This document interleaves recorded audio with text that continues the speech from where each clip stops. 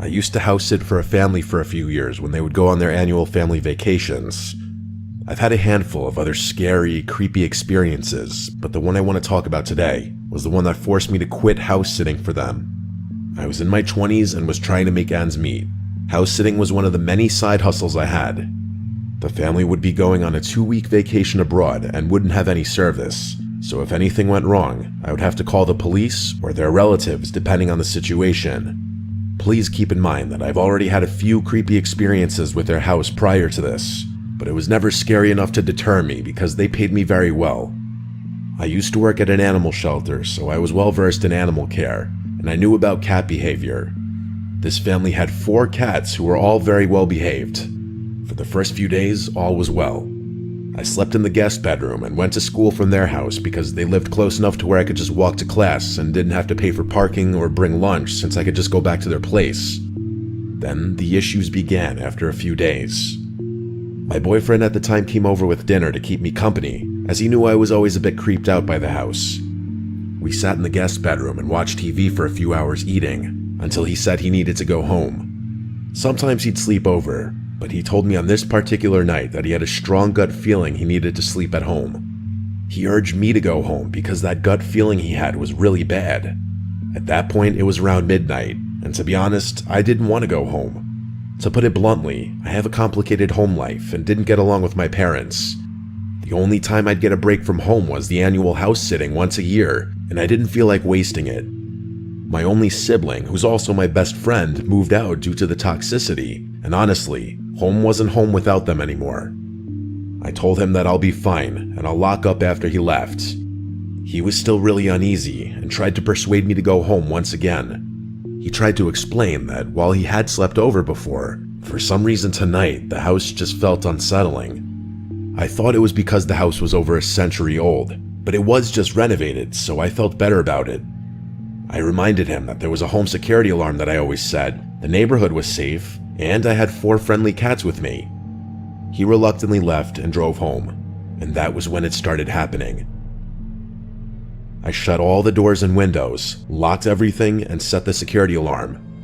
Once I got comfortable in bed, the TV started to turn on by itself. We were just using the TV, so I thought I accidentally sat on the remote, but I saw the remote on the nightstand. I quickly turned it off. Just as it went off, it turned back on. I thought it was strange since the TV was working perfectly the entire night, but it was even stranger that when the TV turned on by itself, it went to this off channel like it was just black and white, like it had no signal. So I kept turning it off, and it kept turning on. I began to freak out and unplugged the TV entirely. Even though I'd had creepy experiences before in this house, this one had never happened before. I told myself that the house was just renovated, maybe there were some wiring issues.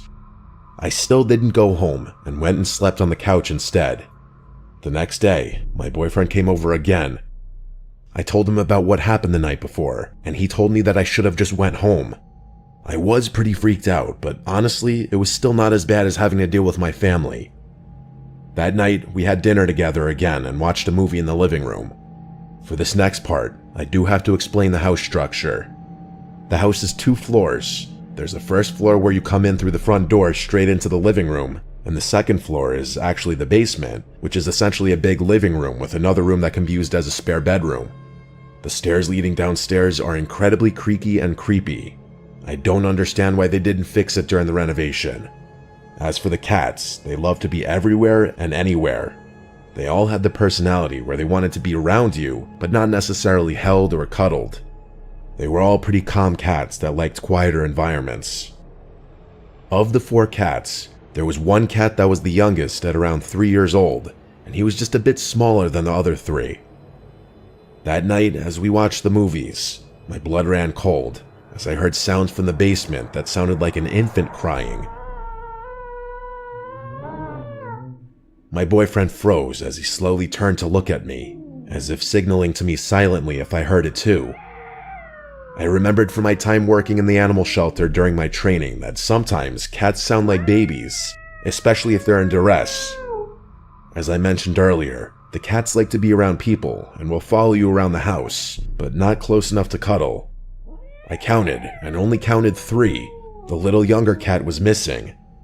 I figured it must be the younger cat and went downstairs to the basement where I found it stuck in the spare room. He was smaller but more energetic than the other cats. He somehow closed the door behind him and was stuck in the room all alone. I carried him up the stairs and we resumed the movie. Mid-movie, we did pause it as it was time to feed the cats. The owners had a strict food schedule for their cats. The cat's food station was in the kitchen, and the kitchen was the only area that connected to the basement. To best explain the layout of the house, the main entrance connects to the living room. The living room then diverges into two different sections. One connects to the kitchen and the other connects to 3 bedrooms. One being the spare bedroom, a master bedroom, and another bedroom that belongs to the family's child, with the living room being connected to the kitchen as well. The kitchen was the connecting area where you must enter it to go to the basement or living room. For these cats, the only time that they didn't want to be around humans was while they were eating and after they ate, as they like to take naps or rest with their full bellies. They like to nap in the master bedroom or the teenager's room, as it smells like their family. They always did this every year that I babysat them, so it wasn't new. It also wasn't unusual to not see them for a little bit after mealtime. We finished our movie and went into the kitchen, void of any cats. As we were enjoying dinner, we both once again heard crying noises from the basement. It was naturally louder because we were in the kitchen, which was closer to the basement. I didn't see any cats in the kitchen, and I didn't think to check the living room because I was panicking internally. My boyfriend was visibly creeped out, and I told him I'd check it out since it was likely the cat again. I couldn't help but notice that the cries sounded a little different from earlier. It was more frequent and higher pitched. I turned on the lights to the basement and slowly crept down the stairs saying the cat's name. With each step, the crying got louder, but when I finally made it down, the crying abruptly stopped. I checked the spare room, any crevices, and under the couch. He was nowhere. At that point, I was feeling so scared I could hear my heartbeat in my head. I don't even go on regular walks, I definitely don't jog, and I absolutely don't run, but I ran up those stairs like my life depended on it. When I got back into the kitchen, I felt my whole body go cold as my heart sank. My boyfriend was standing in the kitchen with a horrid look on his face as all 4 cats surrounded him. He told me that as I went down the stairs to the crying noises, the 4 cats came out at the same time from the area where the bedrooms were. No cat had been downstairs the entire time. I immediately and silently packed up my items, jammed it into my backpack, and we both left the house. For the remaining week, I would only return to the house once a day to clean the litter box and feed them.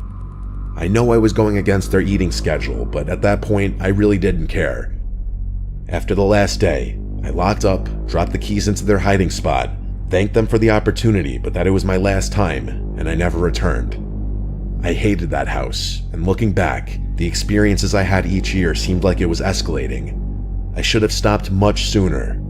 I still remember calling my sibling during the drive to my parents' house after the incident. I felt even worse when they revealed that they also had their own experience in that house, and kept it away from me because they knew I was trying to save money to move out, and they didn't want to scare me.